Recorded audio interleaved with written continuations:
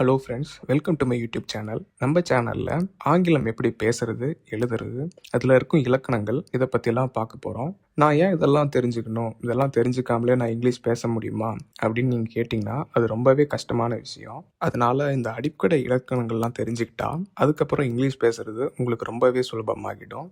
நீங்கள் இங்கிலீஷில் ஏன் இந்த இடத்துல இஸ் போடுறாங்க, இந்த இடத்துல வாஸ் போடுறாங்க அப்படின்னு நிறையா டைம் கன்ஃபியூஸ் ஆகியிருப்பீங்க. அதுக்கெல்லாம் தெளிவான விளக்கம் நம்ம சேனலில் கொடுக்கப்படும். வாங்க வீடியோக்குள்ளே போகலாம். நம்ம ஃபஸ்ட்டு பார்க்க போகிறது நவுன், அதாவது பெயர் சொல் அப்படின்னு தமிழில் மொழிபெயர்க்கப்படுது. Noun is a word that is used as a name of a person, thing or place. அதாவது பெயர் சொல் என்பது ஒரு நபர், பொருள் அல்லது இடத்தின் பெயராக பயன்படுத்தப்படும் சொல் பெயர் சொல். நம்ம தமிழில் படிச்சிருப்போம், ஒன்றன் பெயரன் குறிக்கும் சொல் பெயர் சொல் அப்படின்னு சொல்லிட்டு.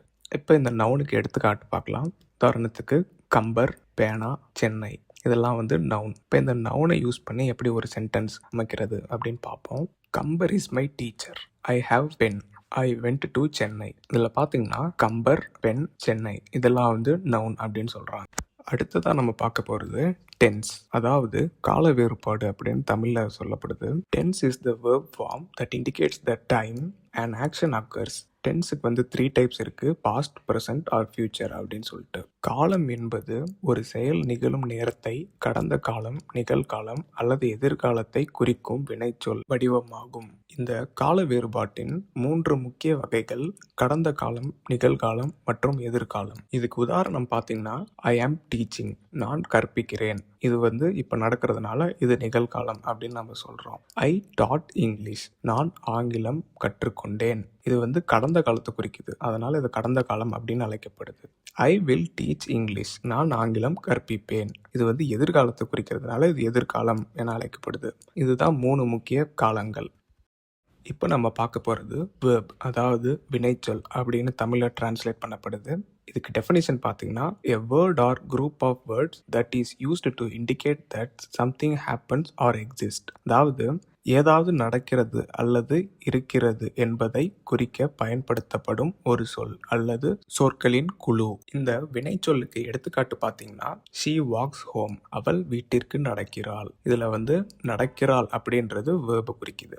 she eats food, அவள் உணவு சாப்பிடுகிறாள். இதில் சாப்பிடுகிறாள் அப்படின்றது தான் இந்த வினைச்சொல்லை குறிக்கிறது. he is learning English, அவன் ஆங்கிலம் கற்கிறான். இந்த இடத்துல கற்கிறான் அப்படின்றது வினைச்சொல்லை குறிக்கிறது. இந்த வினைச்சொல்ன்றது கடந்த காலம், நிகழ்காலம், எதிர்காலம் இதுக்கேற்ற மாதிரி ஒவ்வொரு இதுக்கும் மாறும். அதை நம்ம வரப்போகிற கிளாஸில் பார்க்கலாம். இப்போ நம்ம பார்க்க போகிறது அட்ஜெக்டிவ்ஸ், அதாவது பெயரடை. An adjective is a part of speech that describes or modifies a noun or pronoun, providing more information about its qualities, characteristics or quantity. அதாவது ஒரு பெயரடை என்பது ஒரு பெயர்ச்சொல் அல்லது பிரதிபெயரை விவரிக்கும் அல்லது மாற்றி அமைக்கும் பேச்சின் ஒரு பகுதியாகும். இது அதன் குணங்கள், பண்புகள் அல்லது அளவு பற்றி கூடுதல் தகவல்களை வழங்குகிறது. இந்த அட்ஜெக்டிவ்ஸ்க்கு எடுத்துக்காட்டு பார்த்தீங்கன்னா கண்ணன் இஸ் a குட் பாய், கண்ணன் ஒரு நல்ல பையன். இதில் நல்ல அப்படின்றது தான் அவனுடைய பண்புகள், அதாவது அவன் எப்படிப்பட்ட பையன் அதை குறிக்குது. அடுத்தது கிவ் ஹிம் சம் வாட்டர், அவனுக்கு கொஞ்சம் தண்ணீர் கொடு. இல்லை கொஞ்சம் அப்படின்றது தான் இந்த adjectives. This is my book, இது என்னுடைய புத்தகம். இங்கே என்னுடைய அப்படின்றது தான் அட்ஜெக்டிவ். யாருடைய புத்தகம், எவ்வளவு தண்ணீர், எப்படிப்பட்ட பையன், இது போன்ற ஒருத்தரோட குணநலங்கள் அல்லது அளவுகள் குறிக்கிறது தான் adjectives.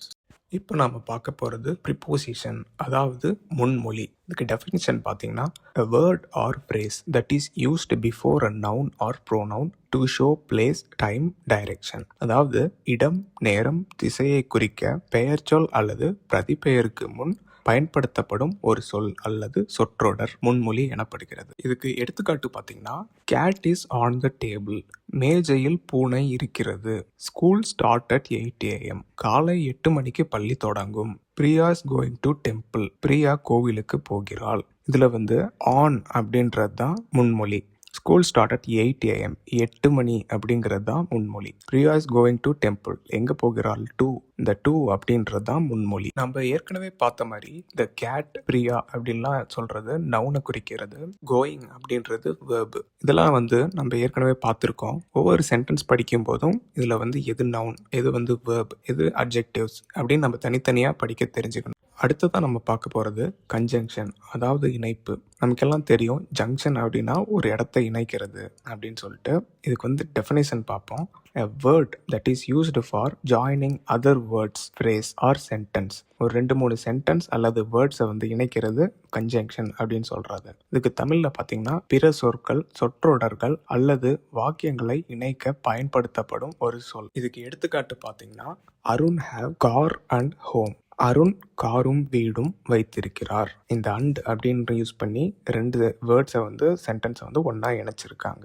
Pooja is smart but shy. Pooja புத்திசாலி ஆனால் கூச்ச சுபாவம் கொண்டவர். இங்கே பட் அப்படின்றது தான் கன்ஜங்ஷன். அடுத்து Kumar is sick because he played in rain. மலையில் விளையாடியதால் குமார் உடல்நிலை சரியில்லாமல் இருக்கிறார். இங்கே வந்து பிகாஸ் அப்படின்றத யூஸ் பண்ணி 2 சென்டென்ஸை ஜாயின் பண்ணியிருக்காங்க. அதனால இது கன்ஜங்ஷன். அடுத்ததான் நம்ம பார்க்க போகிறது அட்வர்ப், வினையுரி சொல். இதுக்கு டெஃபினேஷன் பார்த்தீங்கன்னா a word that adds more information about place, time, manner, cause or degree to a verb. An adjective, a phrase or another adverb. ஒரு வினைச்சொல் பெயரடை, சொற்றொடர் அல்லது பிற வினையுரி சொல்லுக்கு இடம், நேரம், முறை, காரணம் அல்லது பட்டம் பற்றிய கூடுதல் தகவல்களை சேர்க்கும் சொல் வினையுரி சொல் எனப்படுகிறது. இதுக்கு எடுத்துக்காட்டு பார்த்தீங்கன்னா விஜய் ஸ்பீக்ஸ் ட்ரூத்ஃபுல்லி. விஜய் உண்மையாக பேசுகிறார். இல்லை உண்மையாக பேசுகிறார் அப்படின்றது இந்த வினையுரி சொல். Ajith drove very fastly. Very fastly இதுதான் வினையுரி சொல். Sneha worked very hard. Sneha மிகவும் கடினமாக உழைத்தார். எப்படி உழைத்தார்? கடினமாக உழைத்தார் அப்படின்றது தான் வினையுரி சொல். ஒருத்தர் எப்படிப்பட்ட செயலை செய்கிறார் இல்லது எப்படிப்பட்டவர்கள் அதை குறிக்கிற சொல்லு தான் இந்த வினையுரி சொல். இப்போ நம்ம பார்க்க போகிறது ப்ரொனவுன், அதாவது பிரதிபெயர். இதுக்கு டெஃபினிஷன் பார்த்தீங்கன்னா a pronoun is a word that replaces a noun or noun phrase to avoid repetition in a sentence. அதாவது ஒரு வாக்கியத்தில் மீண்டும் மீண்டும் ஒரு வார்த்தை வருவதை தவிர்க்க ஒரு பெயர் சொல் அல்லது பெயர் சொல் சொற்றொடரை மாற்றும் சொல் பிரதிபெயர் ஆகும். இந்த ப்ரொனவுனுக்கு எடுத்துக்காட்டு பார்த்தீங்கன்னா ஐ ஆம் a டீச்சர். நான் ஒரு ஆசிரியர். இந்த இடத்துல ஐங்கிறது இந்த ப்ரொனவுனை குறிக்கிறது. ஏன் அப்படின்னு பார்த்தீங்கன்னா கம்பர் இஸ் அ டீச்சர். கம்பர்னு ஒவ்வொரு தடவையும் ரிப்பிட்டேஷனாக சொல்லிட்டு இருக்கிறதுக்கு பதில் ஐ ஆம் அ டீச்சர் அப்படின்னு இந்த ப்ரொனவுனை யூஸ் பண்ணுறோம். You are a student. நீங்கள் மாணவர். இப்போ அஜித் அப்படின்னு ஒருத்தர் இருக்காருன்னா அஜித் இஸ் அ ஸ்டூடெண்ட் அப்படின்னு திரும்ப திரும்ப சொல்கிறதுக்கு யூ ஆர் அ ஸ்டூடெண்ட் அப்படின்னு சொல்கிறோம். He plays cricket. அவன் கிரிக்கெட் விளையாடுகிறான் அப்படின்றது இங்கே ஹீ அப்படின்றது ப்ரொனவுன். இப்போ நம்ம பார்க்க போகிறது ஆர்டிக்கல், பெயர் சொற்குறி. இதுக்கு டெஃபினேஷன் பார்த்தீங்கன்னா article is used to refer to a specific noun whose identity is known to the reader or listener. அதாவது வாசகர் அல்லது கேட்பவருக்கு அடையாளம் தெரிந்த ஒரு குறிப்பிட்ட பெயர் சொல்லை குறிக்க பயன்படுகிறது. ஆர்டிக்கலுக்கு எடுத்துக்காட்டு பார்த்தீங்கன்னா ஹீ காட் அ ஃபிஷ். அவன் ஒரு மீனை பிடித்தான். இதுல வந்து அ ஃபிஷ் ஏ அப்படின்றது தான் article. She is the doctor. அவள் தான் டாக்டர். தி அப்படின்றது இதில் article. I ate an apple. On அப்படின்றது இதில் ஆர்டிக்கல். இந்த ஆர்டிக்கலில் பார்த்தீங்கன்னா ஏன் இந்த இடத்துல ஏ வருது, ஏன் இந்த இடத்துல ஆன் வருது, ஏன் இங்கே தி வருது அப்படின்னு உங்களுக்கு சந்தேகம் இருக்கும். அதெல்லாம் நம்ம வரப்போகிற கிளாஸில் அடுத்தடுத்து நம்ம பார்க்க போகிறோம்.